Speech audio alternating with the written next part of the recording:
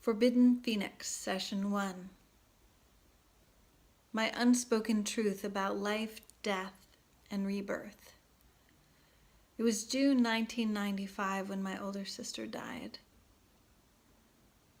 Our society has limited ways of dealing with death. There are very few resources that I have found in navigating the process of grieving. So today I want to share with you my unspoken truth. Well, one of them. To me, the grieving process doesn't make logical sense. And it's challenging to navigate the waves of grief, the stages of grief. What I want to share is that the most powerful thing for me in my process of healing is being willing to feel without judgment the waves, the stages, the phases of grief. There have been most of the years since then, 22 years right now, when I couldn't speak of her death without crying. There was often a lot of self-judgment as well as discomfort from people around me in my grief process, that it should be done by now, that I should be over it, that I should be in a different place than I am. So although there are general phases of grief, the thing I want to share about someone in your life dying, a relationship dying, is allow yourself to turn towards what you feel, to be with what you feel, to not resist. In turning on the camera to have this conversation with you, I am fully prepared to break down crying in speaking about the death of my sister.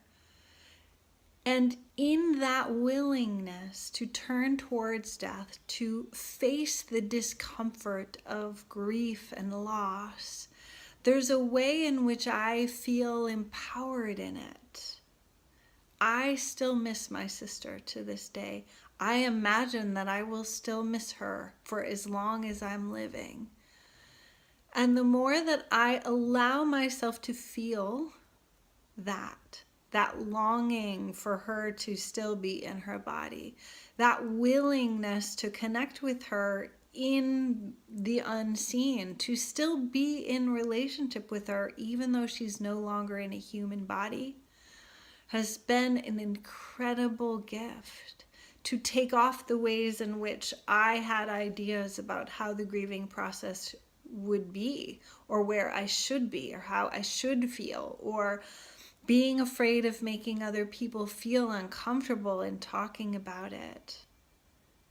This is the unspoken truth I want to share with you today, giving you permission in your grieving process to be present with yourself, to be present with your feelings, to be present with the spiral, which sometimes is upward. There have been years where I was incredibly grateful for the time I did have with my sister, the things that she gave me, the ways that she inspired me, the way that she still does.